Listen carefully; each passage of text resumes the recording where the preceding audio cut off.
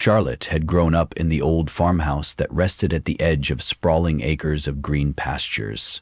The air felt different lately, crackling with unease that she couldn't name. Even the cattle seemed spooked, bellowing at odd hours and refusing to graze in certain parts of the field. It had begun subtly, a missing sheep here, an inexplicable hoof print there. But then the strange circular impressions appeared in the tall grass, patterns that seemed too precise to be caused by weather or machines. Charlotte's father, Grant, wrote them off as pranks by local teenagers, but these circles were more elaborate than a typical hoax. The morning dew left them glistening in harsh arcs, containing cryptic shapes that had an unsettling symmetry, and though he wouldn't admit it, Charlotte noticed Grant's trembling hand whenever he examined them, as if he sensed a presence lurking just beyond his sight. At night, Charlotte heard low moans from the barn, unlike any animal sound she recognized. She would toss and turn, dreaming of things gliding across her windows, only to wake up with her heart hammering. Her mother, Evelyn, chalked it up to a skittish disposition. "You're just anxious about final," she'd say, but even Evelyn's calming words rang hollow. The barn cats slunk away from corners they once patrolled, and the horses kicked at empty space. Rumors circulated among their neighbors of bright lights and flickering orbs above the fields, but no one had proof. Still, farmhands quit abruptly, claiming the hair on their arms stood on end whenever they walked near the outer boundaries of the field. For the first time in her life, Charlotte wished she lived in town, away from the silent dread settling over the farmland like a smothering fog. One early morning, Charlotte decided to investigate. She stuffed a flashlight in her jacket pocket, slipped on her boots, and ventured out while fog still clung to the ground. As she approached the fields, a deep hush blanketed the landscape. The cattle stood huddled together, their eyes dark and curious, not even lowing in recognition of her presence. She walked toward the perfect circles carved in the grass. They weren't scattered randomly. They formed a sequence, one circle after another, each ring intersecting at precise angles. With every step forward, the atmosphere pressed in, heavy and cloying. The flashlight caught the reflection of dew among the stalks, revealing strange footprints, not quite human, not quite animal. Her skin prickled. When she touched one of the circles, her entire arm went numb for a moment, as though the ground beneath her were charged with some alien energy. Panic flooded her chest, and she darted back toward the house. Her father was outside mending a fence, but as soon as he saw her pale face, he stopped. Words tumbled from her mouth in fragments. Footprints, numbness, the quiet. Grant's eyes darkened. At last, he admitted he'd sensed something was off, something he couldn't quite rationalize. He recalled an instance when he saw a faint glow in the fields, but by the time he grabbed his rifle and returned, it vanished. That glow, he said, was no trick of the moon. "There's something in our land," he told Charlotte, voice trembling, "and it might be dangerous." They called a family meeting in the living room that evening. The furniture was old, every scratch on the wood a reminder of generations who had inhabited this farm. Evelyn tried to guide the conversation toward plausible explanations, maybe meteorological anomalies or wildlife with unusual migration patterns. That benign reasoning might have worked, if not for the frantic braying that burst from the barn just then. Grant sprang to his feet, and Charlotte followed close behind, adrenaline buzzing in her ears. By the time they flung open the doors, they found the cattle in a state of terror, backing away from a dark shape in the corner. But when they moved closer, the shape dissolved into the shadows, leaving behind only the echo of shuddering breath. An overpowering stench lingered, some mix of sulfur and rotting vegetation. Over the next few days, the farmland deteriorated further into unpredictability. Livestock staggered senselessly around the yard, some bearing fresh, inexplicable wounds that resembled needle pricks or tiny incisions rather than animal bites. Cryptic symbols started to appear on the wooden boards of the barn. Circles inside circles, woven with a language Charlotte had never seen before. They tried repainting the boards, but by the next morning, the markings were back. Grant grew agitated, snapping at neighbors who suggested he should sell the place. He refused to let anyone near the fields. "We handle our own problems," he muttered, But Charlotte noticed how he paced the floor late at night, as though locked in an internal argument. A wave of insomnia washed over Charlotte. She spent entire nights watching the horizon from her bedroom. Sometimes she glimpsed a flicker of neon green dancing near the barn, or a sudden, brilliant pulse in the field, but every time she rushed out to investigate, the phenomenon vanished, leaving only the imprint of something huge and faintly humming in her memory. Soon, she began hearing it, the low, vibrating drone that made her teeth buzz. It drifted through the silent fields, an ultrasonic lullaby that frayed her nerves. Evelyn, exhausted as well, confessed to hearing odd whistling near the windows, as if the wind itself were calling to them. Even the dogs barked relentlessly at invisible foes, refusing to venture past the house at dusk. Desperate for clarity, Charlotte turned to internet forums devoted to unexplained phenomena, searching for any mention of cryptic circles, manipulated livestock, or luminous apparitions. Most results were about typical crop circles or alleged UFO sightings, dishearteningly generic in comparison to what they were experiencing, yet she stumbled upon a small group that discussed an entity called the Conductor, which was rumored to orchestrate not just shapes in fields, but also the behavior of living creatures. According to one user's account, the Conductor would experiment with wildlife to learn how to move undetected among humans. It sounded like pure conspiracy drivel until Charlotte spotted an image in the post, a symbol that matched one of the cryptic signs etched into their barn. Her heart nearly stopped. Right there, in black and white, was the same nested circle pattern. She printed the page. When she showed the printed page to her father, he stared at it for a long moment. A cold sweat broke out on his brow. He didn't want to believe an entity was behind the chaos, but the matching evidence was undeniable. They decided to bring in Ken Mathers, a local veterinarian who had worked with the family for years. Ken, pragmatic and slow to panic, examined the wounded cattle. Each incision, he concluded, was done with surgical precision. No predator could have made them. Worse, the animals began adopting eerie behaviors. One cow tried standing on its hind legs in the middle of the night, letting out a guttural, almost human cry. Another swayed in place like it was caught in a trance. Ken was baffled, and for the first time, Charlotte saw genuine fear in his usually composed eyes. That evening, Charlotte convinced her parents that they needed a plan. They decided on a stakeout by the circle of 3 of them, each armed with a powerful flashlight and a phone to record anything unusual. Nightfall came slowly, as though even the sun was reluctant to surrender the sky. They set up camp in the bed of Grant's pickup, parked near the largest circle. Hours passed with only the occasional rustle of wind in the cornstalks. They exchanged hushed theories. Perhaps an unidentified government drone, or advanced technology testing from a covert organization. Then, around midnight, the temperature dropped sharply, and a luminous disturbance flickered near the center of the circle. It was as though reality warped. The silhouettes of the corn shimmered in the moonlight.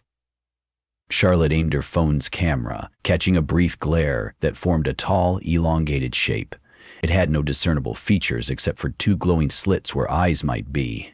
Grant called out, but the shape did not respond. Instead, it drifted closer, accompanied by that same low hum Charlotte had heard before. The livestock in the pen behind them began wailing in unison, a chorus of fear that churned Charlotte's insides. The lights on their phones flickered, then died, as if the batteries had been drained. Evelyn's flashlight rolled off the truck bed, hitting the ground with a dull thud, and something snapped in Charlotte's mind. She could feel a wave of intangible force pressing against her thoughts, an almost palpitating aura that urged her to run. Suddenly the shape shot upward into the night sky, leaving behind a swirling gust that flattened the grass and launched the flashlight across the field. They spent several minutes in stunned silence, hearts pounding, neither sure if they had hallucinated the entire ordeal. The next day blurred in a haze.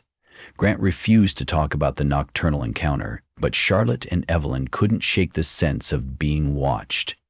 Like part of the entity remained, drifting invisibly between the dilapidated fences and old oak trees. The livestock grew docile, as if resigned to their fate. And Mathers came again, only to find the animals' needle-like wounds had multiplied overnight. He suggested calling the authorities, but Grant insisted it would just attract more trouble. they'd be written off as lunatics, or worse, the media would descend on their property in droves.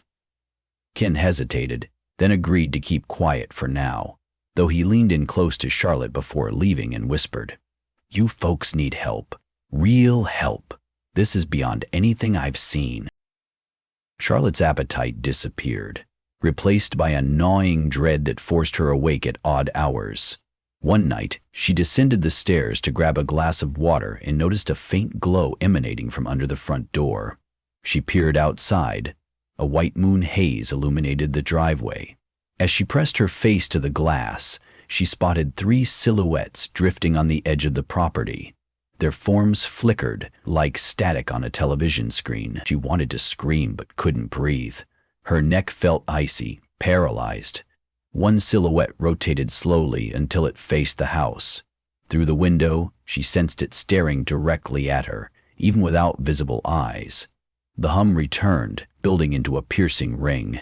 She clapped her hands over her ears, but the sound slipped inside her mind, filling her with an unspeakable terror. Then the silhouettes vanished, as if someone had flipped a switch. Panicked, Charlotte bolted from the door, almost stumbling over an end table in the hallway. She woke her parents, tears streaming down her face. Grant, eyes heavy with fatigue, grabbed his rifle from the closet. It was a bizarre comfort to Charlotte, though she doubted bullets would stop anything so spectral. They combed the perimeter of their property, finding only strange scorch marks in the grass and a chemical odor that made them cough. By the time dawn reached over the horizon, they'd found no sign of intruders, only an imprint of news circles near the hog pen, each forming an increasingly intricate design. It was as if the farmland were becoming a canvas for some horrifying artistry. Sleep-deprived and on edge, Charlotte returned to the internet forums, determined to find more about this so-called conductor. She discovered a half-forgotten blog by a survivor of a similar case. The blogger claimed that once the conductor had learned enough, it would begin orchestrating mass illusions, fogging human senses to conceal its final objective. What that objective was, the blogger could never determine, because soon after, the entire area was deemed unsafe and sealed off by authorities. The farm in question had abruptly burned to the ground. Charlotte's pulse raced. She pictured flames consuming her childhood home. She feared that might be their fate unless they found a way to stop it. She confronted her father, urging him to call for outside assistance. This time his stubbornness cracked. One call led to a flurry of redirected lines and stilted voices. Eventually, they were told an investigative specialist from a private institution would contact them. Days passed. The specialist never came. Meanwhile, the circles evolved, connected by lines and angles that Charlotte guessed were some kind of map or encoded message. More livestock disappeared without a trace, and at night the air seemed alive with invisible watchers. Evelyn withdrew, sitting by the fireplace as if in a trance, her eyes dull. She wouldn't respond to Charlotte's attempts at conversation. Desperation built into a choking cord of tension. On the 7th night after their call for help, lightning ripped open the sky, though no thunder followed. The wind howled, swirling the debris in the barnyard into tiny vortices. Charlotte felt compelled to go outside, an itch in her mind drawing her to the crop circles. She resisted at first, but a part of her felt that confrontation was inevitable. Grabbing her jacket and a lantern, she headed out. Grant tried to stop her, but she slipped from his grip and ran into the night. The swirling wind whipped her hair around her face as she approached a ring of pulsing light nestled among the fields. Each step made her limbs heavier, as if she were wading through invisible currents. At the center stood the entity. It wore darkness like a cloak, a distortion in the air shaped roughly like a tall, lanky figure. This time, it didn't vanish. The low hum rose into a crescendo that seemed to come from everywhere at once, tunneling into her brain. Voices, or something like them, filled Charlotte's ears, distorted whispers cycling between alien tongues and echoes of her own thoughts. She felt a presence rummage through her memories, sifting through her fears, joys, and regrets. She fought back tears as she sensed it unraveling her strengths, highlighting weaknesses. The sensation was akin to gasping underwater, trapped in cold depths. Then came an unspoken command: surrender. In that fleeting moment, Charlotte realized that this presence sought not just her compliance, but her entire being, a vantage through which it could learn human nature fully. With every ounce of defiance, she rebelled against the invisible chains tightening around her mind. Through the haze, she spotted movement. Grant and Evelyn dashing through the swirling wind, their faces contorted in terror. Grant hurled himself forward, rifle trembling in his hands. His voice rang out, muffled by the gusts. Something about leaving his daughter alone? The entity's humming intensified, and a wave of energy knocked him back as if he weighed nothing. Evelyn grabbed Charlotte's arm, pulling her away from the center. As mother and daughter stumbled backward, the ground beneath them began to glow, forming a fractal pattern in the grass that radiated outward. Light flickered overhead, and for a split second, Charlotte saw the outline of a craft suspended in the clouds, vast and menacing, almost blending into the night sky. Then a bolt of pure white light lanced down, striking the center of the circle. The entire field shook like an earthquake. Charlotte collapsed, pain tearing through her head. When she opened her eyes, the entity was gone. The circle lay scorched, steam rising from blackened grass. Her parents knelt beside her, breathing heavily, their fear overshadowed by relief that she was alive. They staggered back to the house, each step a minor victory over the dread that permeated the night. Inside, Charlotte sank into the old armchair, heart pounding. No one spoke for a long time. Finally, Grant broke the silence. "They took what they wanted," he said brokenly, staring at the scorch marks visible through the window. "But I'm not sure they're done." Though circumstances remained uncertain, the farmland's immediate sense of threat diminished. The humming vanished, and the livestock, though still wary, stopped exhibiting unnatural behaviors. Over the following days, Kin Mathers checked on them repeatedly and noted that the strange incisions had begun to heal. The cryptic symbols on the barn slowly faded, as if scrubbed out by unseen hands. Yet, the sense of finality that Charlotte yearned for never came. She still woke in cold sweats, expecting to hear that haunting whine. Nighttime shadows seemed deeper, and occasionally she glimpsed strange silhouettes out of the corner of her eye. She couldn't discount the possibility that the conductor, or whatever it truly was, had only completed one phase of a larger, unfathomable plan. When a shiny black SUV pulled into their driveway a week later, Charlotte felt a rush of both hope and dread. A man in a dark suit stepped out, introducing himself only as Mason. He claimed to represent a specialized agency that researched anomalous activity. His speech was practiced, offering condolences for their troubles while extracting as many details as possible. Grant, initially guarded, eventually recounted the events, though he conveniently omitted the intimate psychic assault Charlotte had endured. Mason listened, his face betraying no emotion. Before leaving, he handed them a card embossed with a silver seal and told them to contact him if anything else happened. Charlotte felt no reassurance. Mason seemed to be collecting data, not offering genuine assistance. Weeks stretched into months. The farmland slowly returned to a semblance of normalcy. New grass grew where the scorched circles had been, though the patterns remained visible to the keen eye. The cattle began to graze normally again, and the barn cats resumed prowling their usual haunts. The nightmares subsided for Charlotte, though never fully went away. At times, she could almost convince herself that it had all been a nightmare, a conjuring of an overactive imagination influenced by local legends. But every so often she'd awaken with a start, whispering something in a language she couldn't understand, or she'd spit out a metallic taste that lingered on her tongue. She suspected the entity had left its mark on her mind. Despite this lingering uncertainty, the family adapted. They repaired the fences, replaced broken barn doors, and mended the battered farmland. They found a renewed closeness, as if surviving such terror had bonded them in new ways. Still, unspoken apprehension tinted every decision. The slightest abnormal sound would send them searching the horizon. They all jumped a little too quickly when the horses neighed at night, and they lived with an awareness that something beyond human comprehension had chosen their home as a testing ground. On a crisp autumn morning, Charlotte woke early. She brewed coffee and stepped onto the porch, letting the steam warm her face. The field stretched before her, mist swirling at its edges. To a casual observer, it looked idyllic, just another peaceful morning in rural farmland. But Charlotte knew better. She knew there were mysteries that lurked beneath the surface, phenomena beyond explanation that left their traces in circles, footprints, and psychic scars. Yet the day dawned bright and quiet. She sipped her coffee, eyes scanning the field one last time, her heart weighed by a soft dread and the understanding that whatever left those signs might someday return to finish what it had started.